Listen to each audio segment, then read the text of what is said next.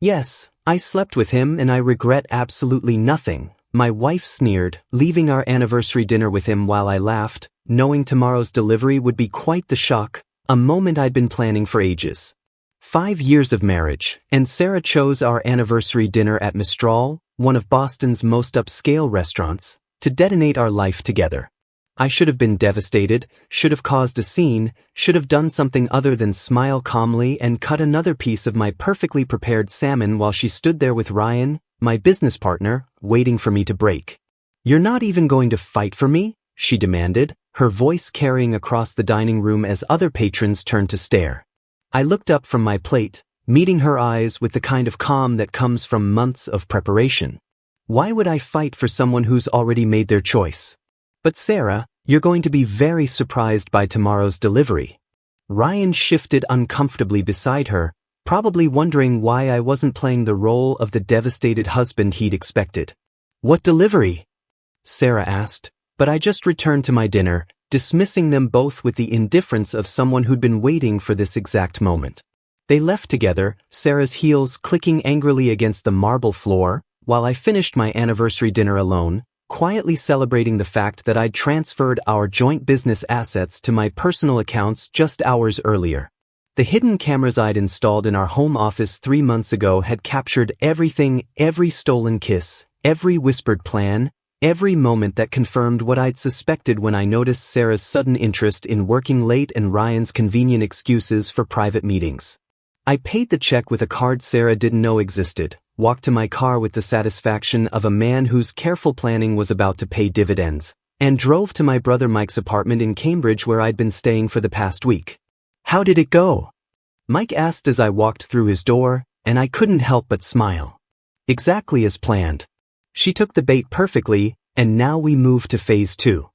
I pulled out my phone and showed him the text I'd prepared months ago, ready to send to our attorney first thing in the morning. "Ellen's going to love this.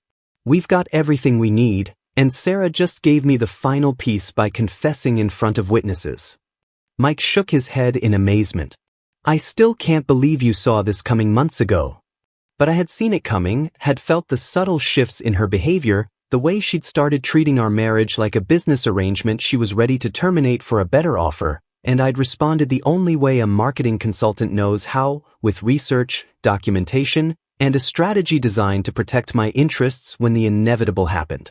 I opened my laptop and showed Mike the extensive digital evidence I'd been collecting like a prosecutor building a case against organized crime. Photographs from the private investigator I'd hired captured Sarah and Ryan at the Fairmont Qley Plaza, the Four Seasons, and 3 different boutique hotels across Cambridge, their affair documented with timestamp precision that would make any court happy.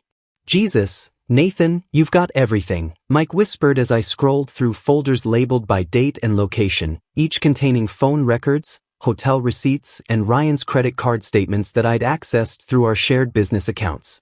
I clicked on another folder, revealing transcripts of conversations I'd recorded using spyware I'd installed on Sarah's phone during one of her long showers, conversations where she and Ryan discussed not just their sexual escapades but their plans to squeeze me out of our marketing consulting firm once they made their relationship public.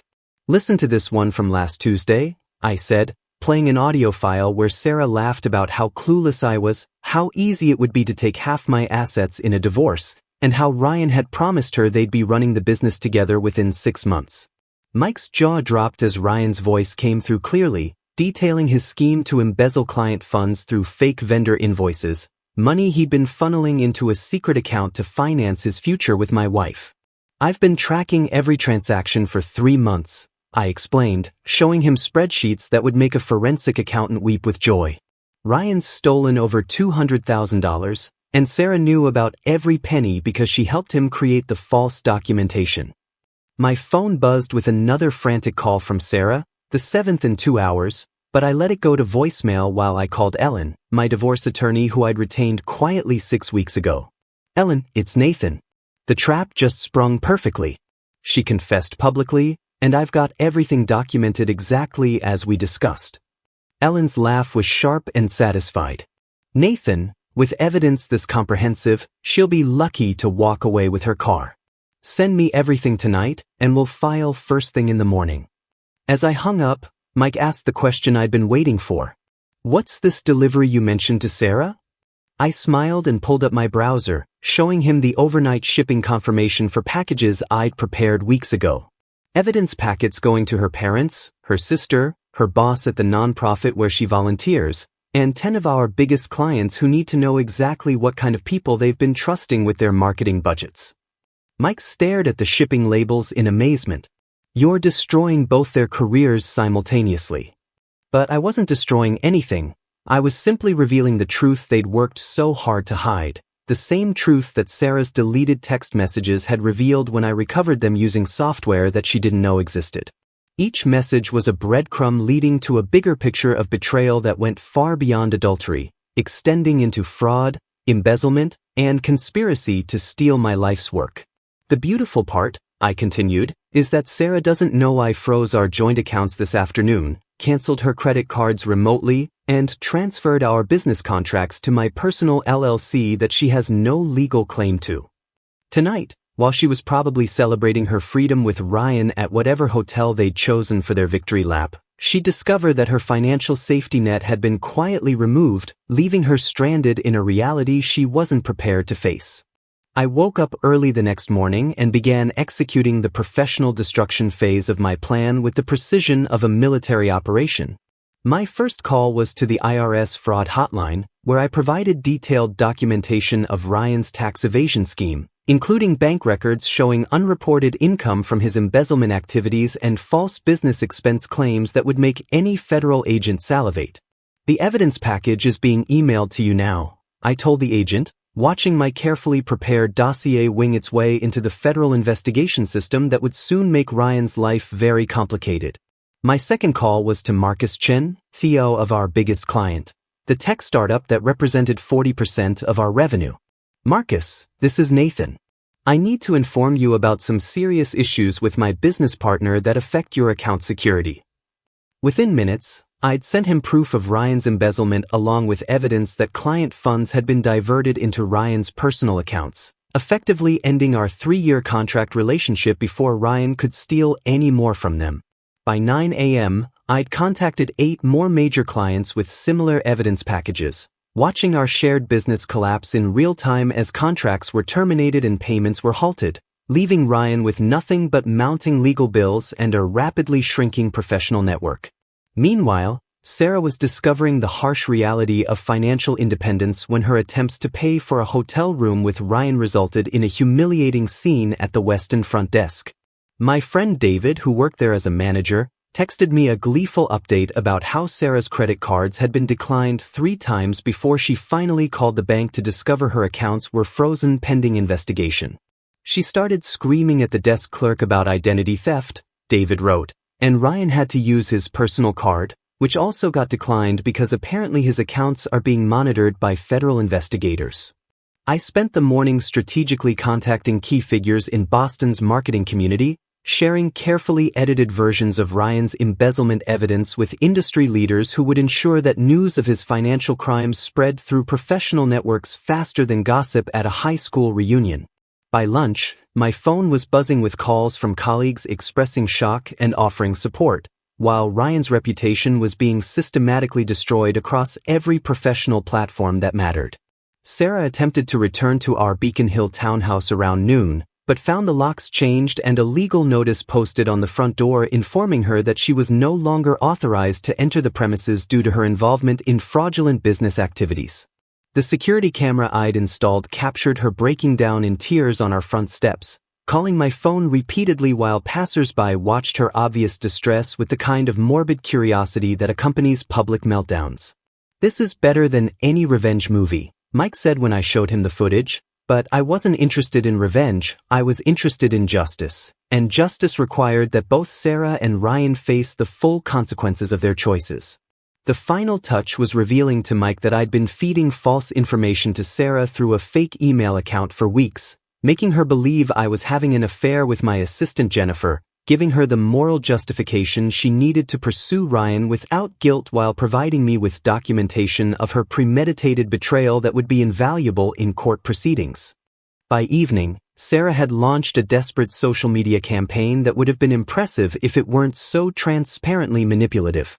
Her Facebook post painted me as an emotionally abusive husband who had driven her into the arms of another man through years of controlling behavior and financial manipulation, complete with crocodile tears and carefully staged photos that made her look like a battered woman seeking sympathy from our mutual friends. I waited exactly 3 hours before releasing my counterstrike, selected audio recordings that I'd edited together to create a devastating montage of Sarah's real voice discussing her plans to take my money, her contempt for our marriage, and her detailed strategy for framing me as abusive to gain sympathy during divorce proceedings. Nathan was never enough for me, her own voice declared through my speakers as I posted the audio files with timestamps and context. I deserve someone who can give me the lifestyle I want, and if I have to destroy him to get it, that's his problem for being so naive. The response was immediate and brutal, with friends who had initially rallied to her defense now posting confused and angry comments about being manipulated into supporting someone who had clearly orchestrated her own victim narrative. Sarah's best friend Lisa called me within minutes of hearing the recordings, her voice shaking with rage and disbelief. "Nathan, I am so sorry. I had no idea she was capable of this level of deception. I've known Sarah since college and I thought I knew who she was, but listening to her talk about you like that makes me sick."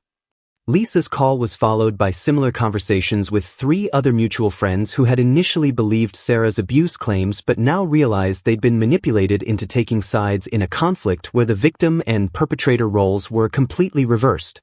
I strategically leaked information about Sarah's financial complicity to her family, sending her parents and sister detailed evidence showing how she'd used money from our joint accounts to fund romantic getaways with Ryan, including receipts from expensive restaurants and hotels that she'd paid for with my credit cards while lying to my face about working late.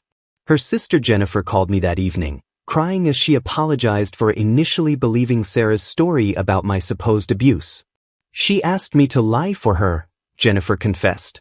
"She wanted me to testify that I'd seen bruises on her arms, but I told her I couldn't do that because it wasn't true. Now I understand why she was so angry with me for refusing." Meanwhile, Ryan was desperately trying to contain his own public relations disaster as word of his embezzlement spread through Boston's tight-knit business community like wildfire in dry grass. He attempted to contact me through 3 different intermediaries, offering to testify against Sarah in exchange for my agreement not to pursue criminal charges, but I ignored every overture because I didn't need his cooperation to destroy both of their lives. The public humiliation reached its peak when the Boston Business Journal picked up the story of Ryan's financial crimes, running a front-page article about embezzlement in small consulting firms that mentioned Sarah by name as his accomplice and co-conspirator. I saved that newspaper clipping as a memento of the moment when their private betrayal became public knowledge, ensuring that everyone in our professional and social circles would know exactly what kind of people they were dealing with when Sarah and Ryan's names came up in conversation. Sarah's desperate attempt to fight back came 3 weeks later when she hired Thomas Bradley, one of Boston's most aggressive divorce attorneys, and threatened to claim half of my business assets based on her contributions to our marriage and partnership. I almost laughed when Ellen forwarded me the legal threat, because Sarah had no idea that I'd transferred majority ownership of our consulting firm to an LLC that I'd established with Mike as co-owner 2 months earlier, effectively protecting my business interests from any divorce settlement claims she might make. "Your client appears to be operating under several misconceptions about her legal position," Ellen wrote back to Bradley, attaching documentation that showed Sarah actually owed me money due to her documented involvement in Ryan's embezzlement scheme and her use of marital funds to finance her affair. The look on Sarah's face when she discovered her financial reality during our courthouse confrontation was worth every sleepless night I'd spent planning this moment. "You can't just take everything away from me," she screamed in the hallway outside Ellen's office, her composed mask finally slipping completely as the magnitude of her situation became clear. "I gave you 5 years of my life, and you're going to leave me with nothing?" I looked at her calmly, remembering the recording device I'd activated on my phone before the meeting. "You gave me 5 years of lies, theft, and betrayal. You're lucky I'm not pursuing criminal charges for your role in Ryan's embezzlement scheme." Her lawyer tried to intervene, But Sarah was beyond rational thought at this point, her voice echoing through the courthouse corridors as she revealed her true character to anyone within hearing distance. "I never loved you anyway," she shrieked, confirming what I'd suspected but never heard her admit so directly. "You were always just a safe choice, someone who would pay my bills while I figured out what I really wanted. Ryan was everything you could never be: successful, confident, willing to take risks instead of playing it safe like some scared little accountant." The irony of her calling me scared while she faced potential criminal charges for financial fraud wasn't lost on me, and I made sure to capture every word of her meltdown for future reference. Ellen handed Sarah's attorney a settlement offer that was more generous than she deserved. She could walk away with her personal possessions and no criminal charges filed against her, provided she signed divorce papers that gave her no claim to my business assets or future earnings. "This is extortion," Bradley protested, but Ellen simply smiled and pulled out the evidence files that showed Sarah's involvement in Ryan's crimes. "This is mercy," Ellen corrected. "Your client participated in embezzling over $200,000 from Nathan's business clients, used marital funds to finance an extramarital affair, and attempted to frame him for domestic abuse using fabricated evidence. She should be grateful we're offering her anything at all." Meanwhile, Ryan had been arrested the previous week after federal investigators concluded their review of the evidence I'd provided, facing charges that would likely result in a prison sentence of 3 to 5 years. I watched through the courthouse windows as Sarah realized that her partner in crime was no longer available to rescue her from the consequences of their shared betrayal, leaving her completely alone and facing the harsh reality that actions have consequences even for people who think they're too clever to get caught. The most shocking revelation came 2 days later when I sat Mike down and told him what Sarah's affair had actually represented, just the tip of an iceberg that included an elaborate plan to frame me for domestic abuse and steal my business through manufactured evidence and false testimony. I showed him footage from the hidden cameras that I'd never shared before, recordings of Sarah practicing fake injury scenarios in our bathroom mirror, applying makeup to simulate bruises and rehearsing tearful phone calls to police about her abusive husband who had supposedly hit her during arguments about money. "Jesus Christ, Nathan," Mike whispered as we watched Sarah plant torn clothing and overturned furniture in our bedroom, carefully staging what would have looked like the aftermath of a violent domestic dispute. "She was planning to destroy your entire life, not just your marriage."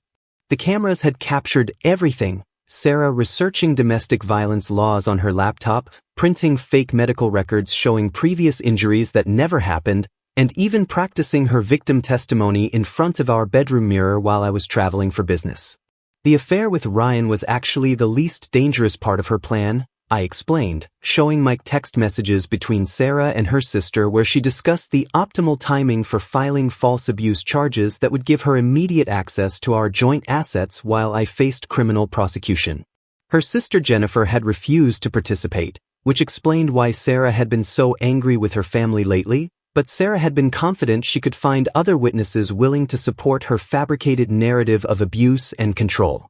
The most chilling footage showed Sarah on the phone with someone I didn't recognize, discussing how to make her fake injuries look realistic enough to convince police and emergency room staff that her husband had beaten her severely enough to require medical attention.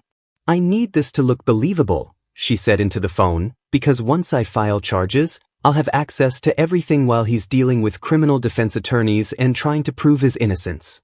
The delivery I'd mentioned at our anniversary dinner hadn't just been evidence of her affair, it had been comprehensive packages sent to her parents, her employer, and several mutual friends showing not just her adultery but her detailed plan to commit perjury, insurance fraud, and file false police reports to steal my business and destroy my reputation. Sarah's boss at the nonprofit organization where she volunteered called me personally after receiving the package, expressing horror at discovering that someone they trusted with vulnerable populations had been planning to manipulate the legal system designed to protect actual abuse victims. "We had to terminate her immediately," her supervisor explained. "The board was unanimous that someone capable of fabricating domestic violence claims poses an unacceptable risk to our organization and the people we serve." Her parents received the most comprehensive package, including audio recordings of Sarah laughing about how easy it would be to manipulate police and courts into believing her victim narrative, along with evidence that she'd been planning this elaborate deception for months while accepting their emotional and financial support for what they believed was a troubled marriage. Sarah's sister Jennifer called me that evening, crying as she apologized for not warning me about Sarah's plans. "She asked me to lie about seeing you hit her," Jennifer confessed. "When I refused and threatened to tell you what she was planning, she said I was choosing your side over family. I should have called you immediately, but I never thought she'd actually go through with something so evil." 6 months after our anniversary dinner confrontation, I was living in a stunning penthouse apartment overlooking Boston Harbor, my consulting business thriving without Ryan's criminal interference, and my bank account healthier than it had ever been during my marriage to someone who treated me like a personal ATM. Sarah had fled to her parents' small house in rural Maine after losing her job and facing complete social ostracism from everyone who had received evidence packages showing her true character, while Ryan was serving a federal prison sentence of 4 years for embezzlement and fraud. I'd rebuilt my client base with impressive speed, partly because news of my systematic takedown of 2 people who had tried to destroy me had spread through Boston's business community, earning me a reputation as someone who was both trustworthy and absolutely not to be crossed. My new office in the financial district was twice the size of the space I'd shared with Ryan, and I'd hired 3 employees to handle the increased workload from clients who specifically sought out my services because they'd heard about my meticulous approach to protecting business interests. "You've become something of a legend," Ellen told me during lunch at the same restaurant where Sarah had confessed her affair, a location I'd chosen deliberately to mark how completely my life had transformed. "I've had 4 attorneys ask me how you gathered such comprehensive evidence without alerting your targets, and 2 potential clients have specifically requested me because they want the lawyer who helped Nathan Richardson take down his cheating wife and embezzling partner." The most unexpected development was meeting Jennifer Walsh, a federal prosecutor who had worked on Ryan's case and reached out to congratulate me on the quality of evidence I'd provided to investigators. Jennifer was everything Sarah wasn't: brilliant, ethical, financially independent, and genuinely impressed by my strategic thinking rather than threatened by it. "Most people who discover their spouse is cheating just get angry and make emotional decisions," she told me over coffee after Ryan's sentencing hearing. "You turned it into a masterclass in methodical evidence gathering and strategic planning. It's actually quite attractive." Our relationship developed naturally over several months, built on mutual respect and shared values rather than the financial dependency and manipulation that had characterized my marriage to Sarah. Jennifer appreciated my attention to detail and careful planning, qualities that Sarah had found suffocating but that Jennifer recognized as signs of intelligence and reliability.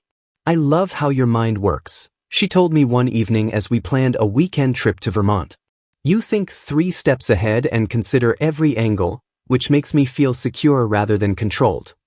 The contrast couldn't have been more stark. Where Sarah had seen my planning as evidence that I was boring and controlling, Jennifer saw it as proof that I was someone she could trust to build a stable future with. In a delicious twist of irony, my experience with Sarah and Ryan had created an unexpected business opportunity when 3 different men contacted me through Ellen, asking if I could help them gather evidence against spouses they suspected of cheating. "You've accidentally created a niche market," Ellen laughed. "Betrayed husbands want to hire the guy who took down his wife so thoroughly that she fled the state." I was considering whether to formalize this side business when Sarah made her final, desperate attempt to re-enter my life through a message sent via Jennifer's office, probably hoping to circumvent the block I'd placed on all my personal communication channels. "Tell Nathan I was wrong about everything," the message read. "I know I don't deserve forgiveness, but I need him to know that losing him was the biggest mistake of my life. Ryan never cared about me the way Nathan did, and I threw away the only real love I've ever known." I read the message twice, then deleted it without response, because the woman who had planned to frame me for domestic abuse to steal my business didn't deserve even the acknowledgement that her words had reached me.